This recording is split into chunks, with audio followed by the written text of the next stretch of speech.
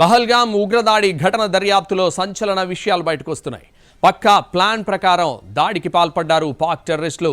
తప్పించుకోవడానికి వీలు లేకుండా ఎంట్రీ ఎగ్జిట్ గేట్ దగ్గర ఉగ్రవాదులు కాపలా పెట్టారని ప్రత్యక్ష సాక్షులు చెప్పారు.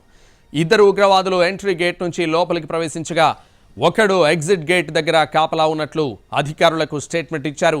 తొలిసారి కాల్పులు మొదలైంది ఎగ్జిట్ గేట్ దగ్గరే.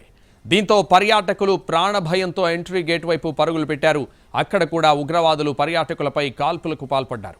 సందర్శకులు పారిపోకుండా పక్కా ప్లాన్ ప్రకారం మైదాన ప్రాంతాన్ని బ్లాక్ చేసి అటాక్ చేశారు టెర్రరిస్టులు.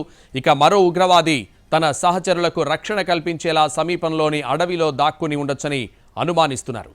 వీరిలో ఇద్దరు సైనిక దుస్తులు ధరించగా ఒకడు సంప్రదాయ కశ్మీరీ డ్రెస్లో ఉన్నట్లు నిర్ధారించారు.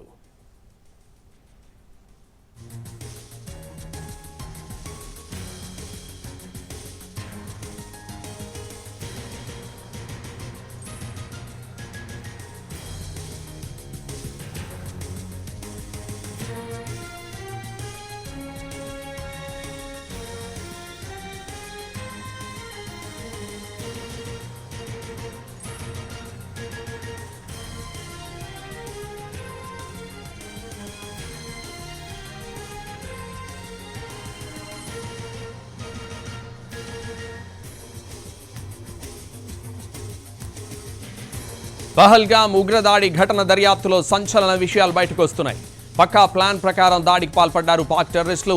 తప్పించుకోవడానికి వీలు లేకుండా ఎంట్రీ ఎగ్జిట్ గేట్ దగ్గర ఉగ్రవాదులు కాపలా పెట్టారని ప్రత్యక్ష సాక్షులు చెప్పారు.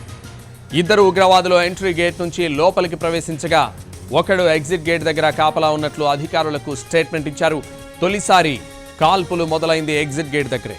దీంతో పర్యాటకులు ప్రాణభయంతో ఎంట్రీ గేట్ వైపు పరుగులు పెట్టారు. అక్కడ కూడా ఉగ్రవాదులు పర్యాటకులపై కాల్పులకు పాల్పడ్డారు. సందర్శకులు పారిపోకుండా పక్కా ప్లాన్ ప్రకారం మైదాన ప్రాంతాన్ని బ్లాక్ చేసి అటాక్ చేశారు టెర్రరిస్టులు. ఇక మరో ఉగ్రవాది తన సహచరులకు రక్షణ కల్పించేలా సమీపంలోని అడవిలో దాక్కుని ఉండొచ్చని అనుమానిస్తున్నారు. వీరిలో ఇద్దరు సైనిక దుస్తులు ధరించగా ఒకడు సంప్రదాయ కశ్మీరీ డ్రెస్లో ఉన్నట్లు నిర్ధారించారు.